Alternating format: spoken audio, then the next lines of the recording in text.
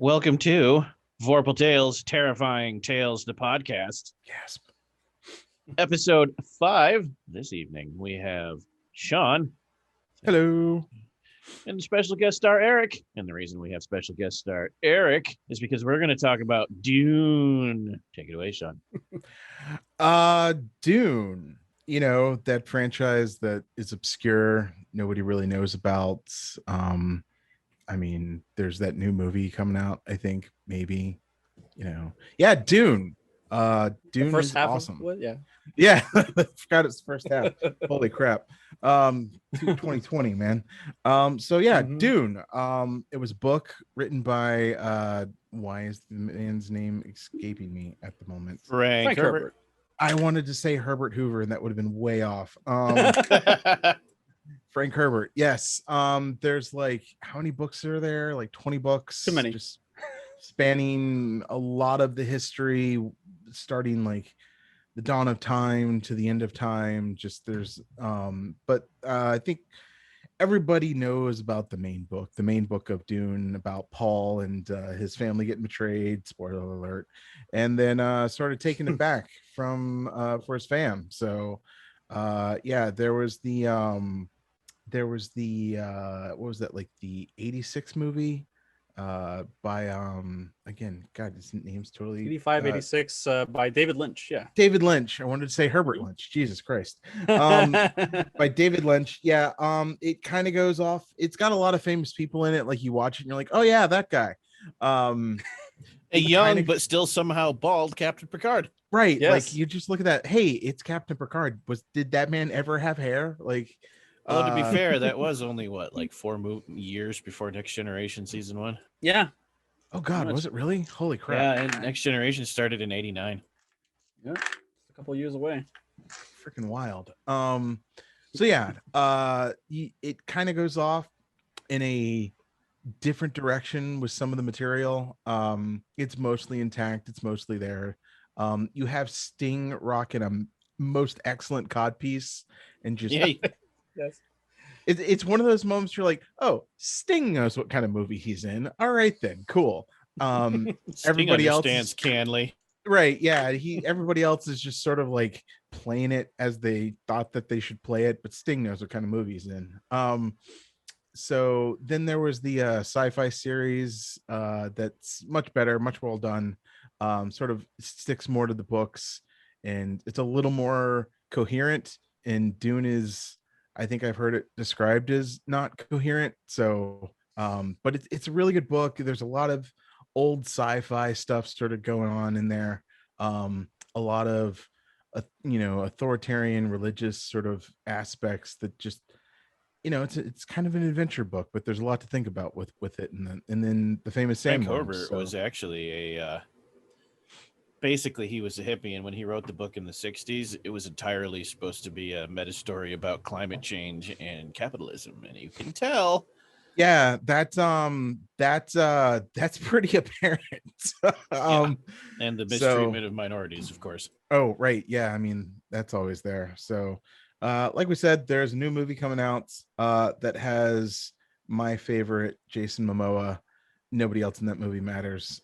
Maybe Jason Momoa and some new young sexy people we don't care about because they're like 10. But no, what's his face is in that? Poe Dameron's in it. He's dad. Yep. So Poe Dameron and Oscar Isaacs. Oscar Isaacs, yeah. Spider-Man's girlfriend. Yeah. We literally just got done playing the awesome and brand new Dune, the RPG. So my mind's kind of blitzed. Trying to remember all these Dune facts. But yeah, so Dune's kind of if the Lord of the Rings was the bedrock of fantasy, I would say Dune is one of those pieces of the bedrock of sci-fi. Like you got there's Star Trek, Star Wars, and then Dune, and you kind of branch out from there. Yeah. I would agree. And there's only 2 really great sci-fi space operas from that era, and Dune and Star Wars are it. Yeah. Right. So, Eric, you're our expert. How far am I off here? No, you're pretty close, actually. The comparison is always made between Dune and Lord of the Rings because it's really the only other comparable world that's so detailed and developed from the ground up from the creator's perspective. And yeah, so you're right on the money there as far as that's concerned. And it's incredibly dense with themes and philosophy, and there's a lot to it. It is an adventure story at the end of the day, at least the first book is, but yeah, it is very heavy with themes, and it starts to subvert a lot of the stuff that you initially think of when you think of sci-fi adventure stories. Because at the time that Dune came out, the adventure stories that were coming out at the time were like, oh, here's your Aryan superhero, you follow him, he will solve all of your problems. And Frank Herbert had a very big problem with that, so he decided to write Dune, for many other reasons. And correct me if I'm wrong, but it was the first real saga too for sci-fi. It was pretty big. It hit pretty big, and it won the first I want to say the first Hugo and Nebula awards. Pretty sure, yeah. 60s, 64, 65, I want to say. Yeah. Okay. Yeah. That makes sense. And it's pretty big, and ever since then, it's just it's influenced science fiction perpetually throughout the years, through different mediums, not just from the book. And yeah, I can imagine everybody has a different way of connecting to Dune in some way. If they didn't read the book, they got through it from another angle, which is kind of like my thing.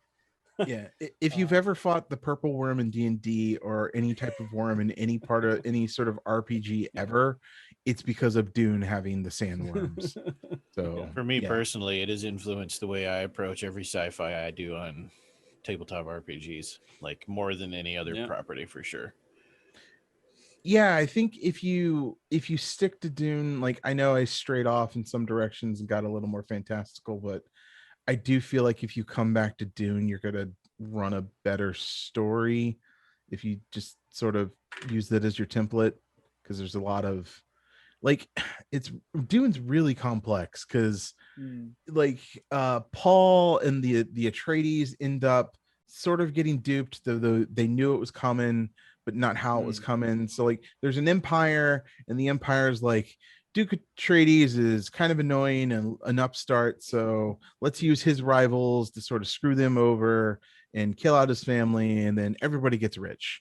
And then Paul survives with his mom, and they have babies, and not together, but yeah, there's just and so it's a revenge story, it's a adventure story, it's break down the empire, false messiah story. Like, let's smash down those walls, bring down the system, everything is corrupt, let's start anew, and let's write in sandworms on nuclear warheads into a city, and let's win this day sort of craziness. That's actually a point most people miss because they never get past the first book, is that correct, Paul Atreides was a false savior and he was not a hero. And he actually comes to terms with that later and just like, I'm out, I quit because this was a bad idea. Oh, I fucked up. Sorry, it's been 3,500 years, but I figured it out, guys. I figured it out. Thanks for coming along with me on this one. I only had to blow up the whole universe to figure it out. My bad. We're better off. We're in a better place. Later, deuces. I'm a sandworm now. Oh no, that's his son, Paul Atreides. That's right. Paul dies in a normal lifetime after his jihad burns down the universe. Yeah, it's Leto who turns takes into it to a the god. next level. Never meet your heroes. Just never meet your heroes. Leto actually apparently did follow the Grand Quetzal's Haderach vision, and what he did was necessary, according to him. Apparently, 10,000 years of fascism was necessary for humanity to evolve.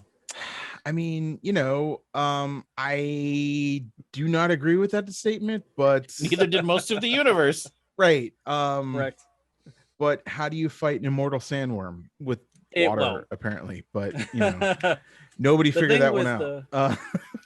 The thing with Leto in particular is that he, and I'm semi-quoting from the book here, he wanted to teach humanity a lesson that they would remember in their bones. Yeah. Like, he wanted to make it so that they never did this shit again. Because what he saw, what was happening was that human society in general, goes through these boom and bust periods, and they always give rise to dictators, and there's always a revolution, and then it happens all over again. And he wanted to stop and break that cycle.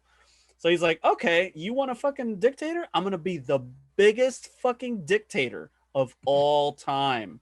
And so much so that you're gonna beg me to stop, and you're never gonna do this shit again. They're gonna write songs about how fucking terrible I was, and it's gonna teach you that you're never gonna repeat this fucking shit again. And he called that the golden path. Okay. Huh. Yeah. Eric, did that work? Yes and no. Yeah, we Tricksy still don't humans. actually know because they're still writing books. Oh, they still Right. writing that book? Okay, well. Yeah, like humans did wander out into the universe, but things didn't exactly get better. Well, you know, life goes on, right? So Yeah. Eric, you're running Dune now on Monday nights. How's that for you? How do you like the new system? How's it stick to the material? It really does. And thank you for letting me run it. I find that this iteration of Modiphius's 2D20 system is my favorite so far, and I've looked through all of them for the most part. It is mine so far too. Yeah, it's really from every perspective. It's really elegant in its approach, and it's I was going to very say well refined. the 2D20 system is very elegant. It's a very elegant system. Yeah, but like it's a vast improvement in terms of simplicity from when you go from something like Conan, for example, to this. Like it's like night and day for me at least. Right. So I personally really like it. It's my preferred 2D20 system thus far. Cool.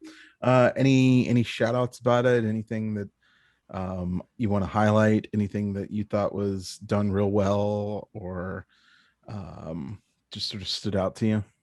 I like how the approaches they took to everything with concerns to like you have dueling, which is a big part of it, and skirmishes and warfare, all these different aspects to that universe that are inevitable, when you're going into it. But I like how they simplified it and how they made it easy to attribute one to the other. So there were similarities between all of them, and so if you read one, you kind of got the basics of all the other ones as well.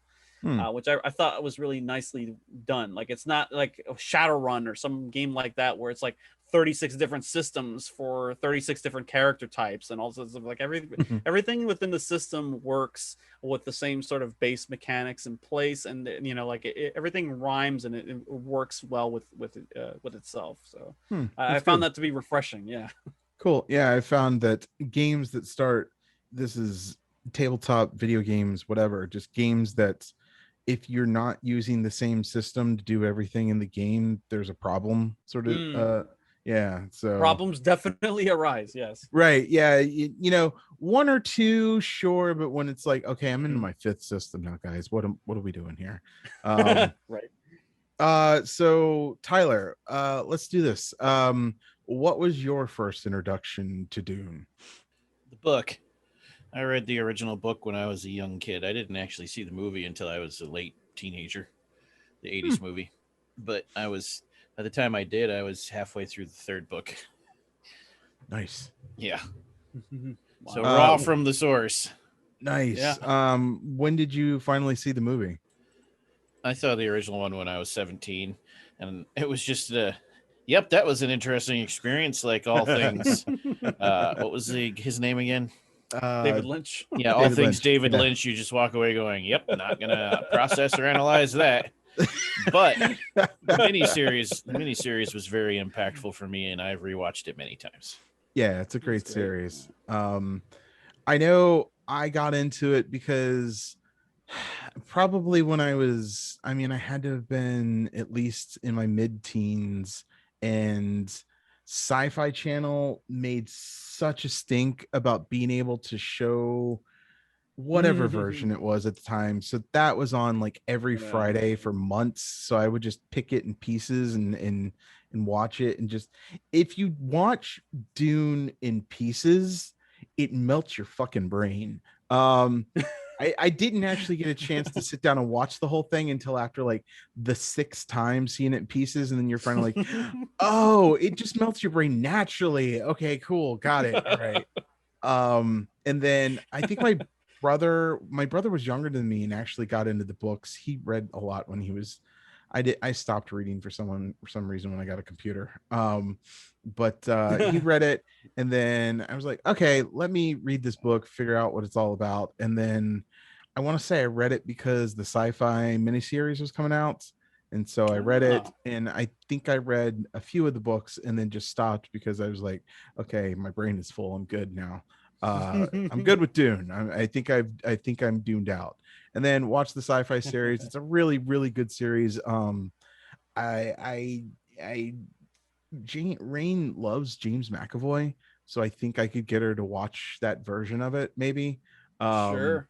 Young uh, James McAvoy. yeah, and then Dune's one of those fun like wiki dives that you can do. Like you can just go to the Wikipedia of Dune and just get lost in it with just the minutia of world building that thing has. So I do that every few years just to be like, oh yeah, that's right. And then yeah. So Eric, how did Dune become your favorite?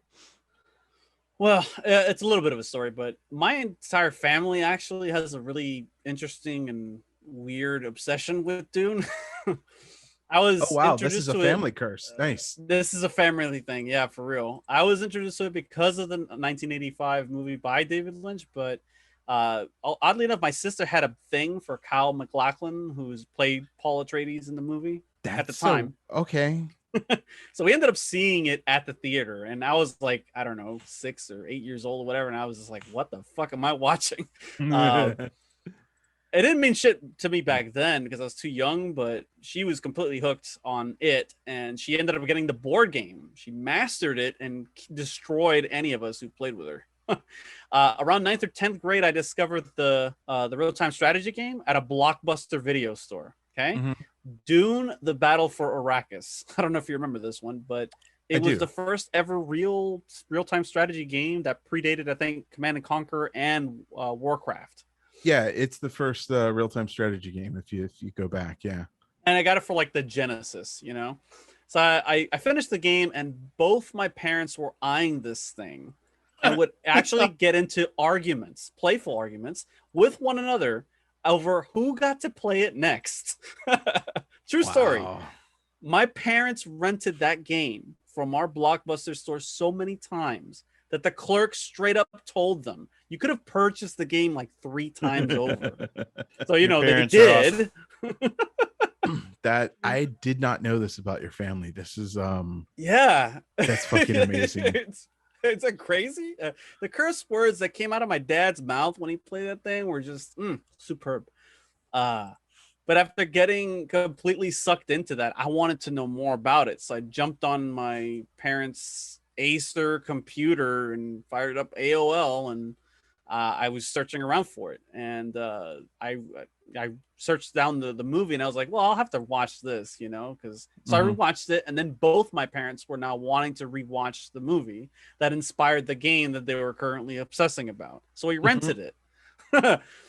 From the same Blockbuster, of course, and we watched it on my little ass TV. We were confused as shit, but we were still looking around for the source to, you know, to try to make sense of the whole thing. So then I picked up the paperback at like a Walden Books or whatever, and I went right in. And I sat around between classes reading this crusty old sci-fi fantasy novel I picked up at a used bookstore. And as soon as I finished the first one, I went and picked up the sequels, which, you know, for like $1 or whatever it was back then. And yeah, I got into some real philosophical stuff, like don't blindly follow leaders. Church and state is a really bad idea. Religions can be used to manipulate people into doing terrible shit, you know, stuff like that. So yeah, that's how I kind of got introduced to it during graduate and after graduating high school and college. I found out that Frank Herbert's son had teamed up with some Star Wars scribe and started churning out prequels, sequels, and not a joke, in betweenquels. So when I found that out, I was like, "Oh, I gotta start reading all this shit," and I started getting them. And my sister, to this day, still picks up the Dune books and drops the hardcover off at my place whenever she, you know, stops by to get me a gift or whatever. Yeah, so that's kind of like my too long of a story to get introduced to the to that universe. What's yours, Shawn? My experience, I told mine, didn't I? Yeah, I said mine. Oh, Your brother read the book. Eric's Yeah, my Eric's brother. overwhelmed yours so much I missed it. Right. I didn't miss it. I It mean, burned it out of my brain. sorry, I don't have the Dune family curse to lean back on here. So, you know, By the way, Eric's family sounds amazing. yeah, like that. I know my mom's kind of big into Dune, and my dad loves like H.G. Wells stuff, but never had that level of conversation about it at the end of the day. So, That and the way they fight over a video game is amazing. right. That, I mean, I think in the history of the planet, there have been very few parents before now that have ever fought over a video game. For who got to play it on a Well, our Genesis? generation maybe. Yeah, I mean, our generation maybe now, but I would say back in the day that was probably not, that was probably a rare occurrence. But I think from just sort of picking apart the story, I didn't pick up on the fact that basically the tale of the Atreides is like Irulan's story. Like she writes it and sort of chronicles it. Yeah. I kind of missed that somewhere along the way. I don't even think I picked up on that when I was reading the book, maybe.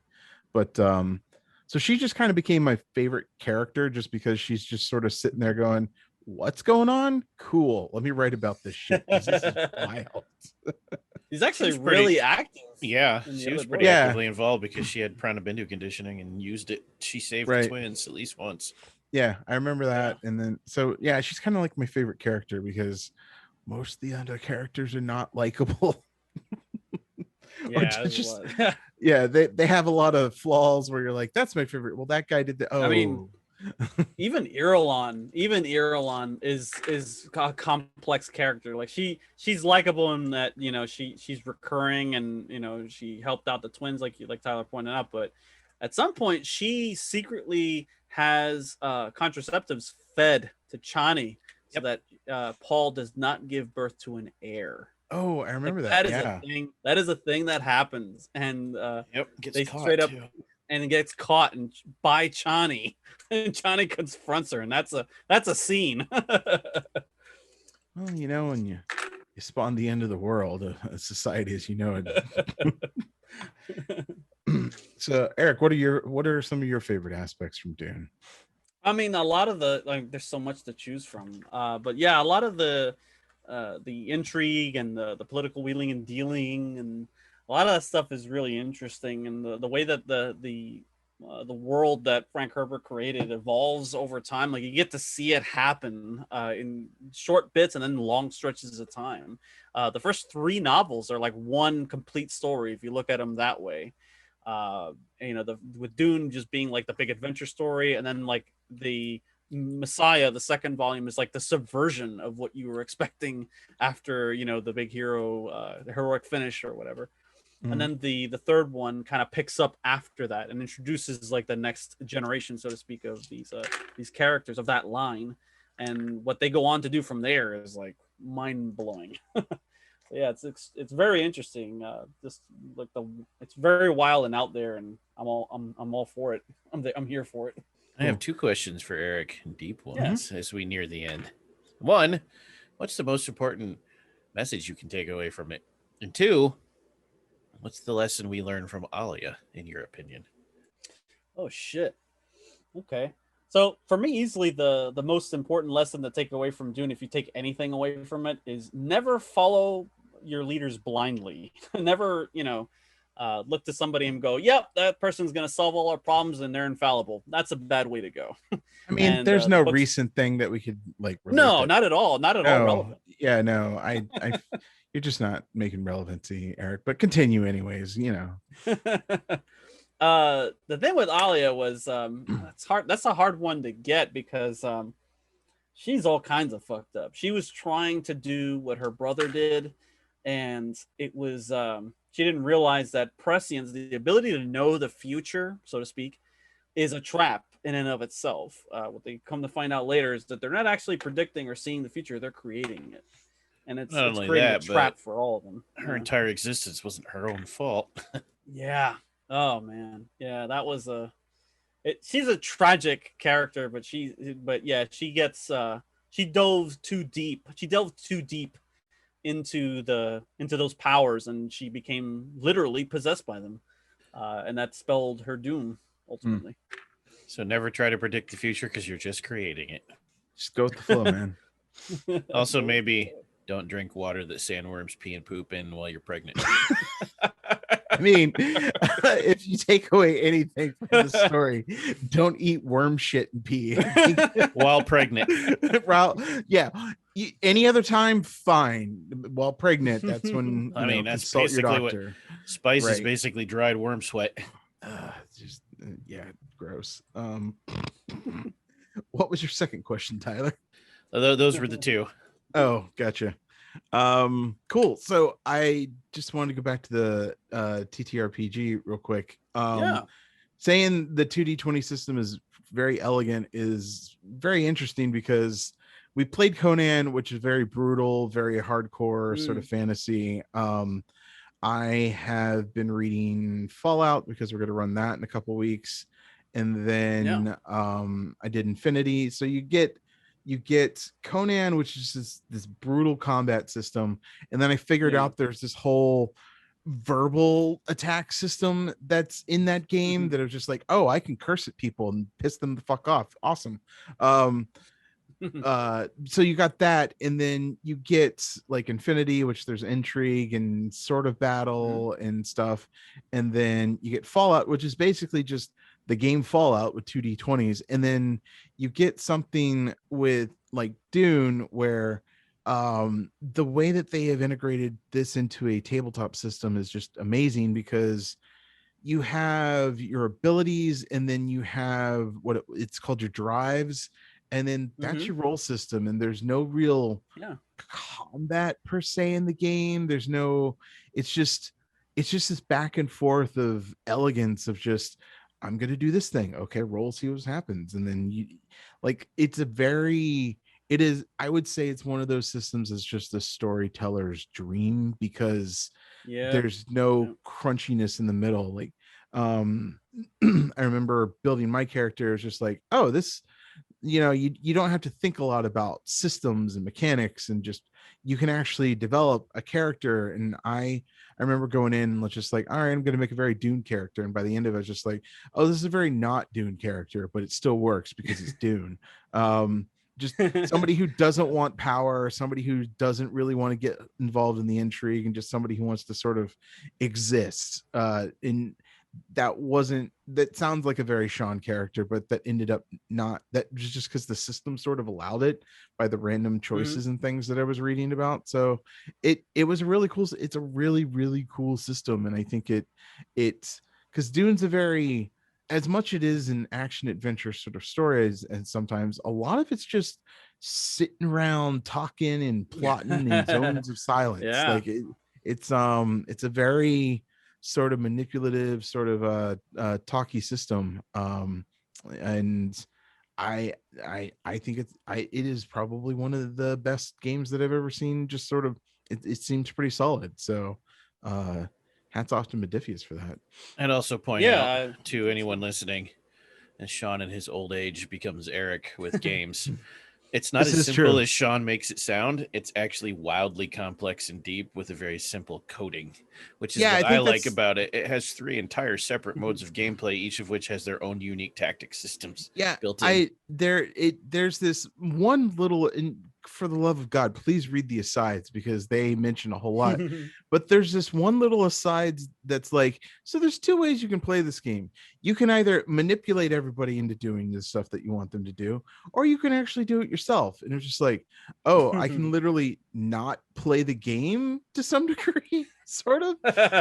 Agents and architects, agents and architects. You're still playing. You're just moving into strategy game mode. Right. It's a very chess. Yes, which is very Dune. So and it is as complex as chess if you read it correctly. Yes.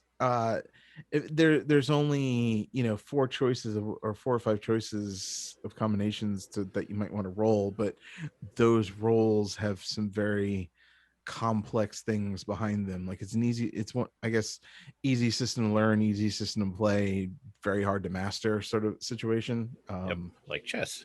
Yeah, like chess. Cool. Yeah, so Dune is awesome. I think I think it's one of those books like you should go, this is something you should read. Like, this is, just read this one book. Don't dive into the other weirdness. Maybe read the second book, and then like I think it's one of those good foundational books that people should read if they ever want to be a writer or storyteller or something like that. I think it's one of those Yeah. stories that you should definitely have. So how far have you gone, Eric? Oh my. Have you Well- read all the new stuff that his son is writing, where they go all the way back and no. actually?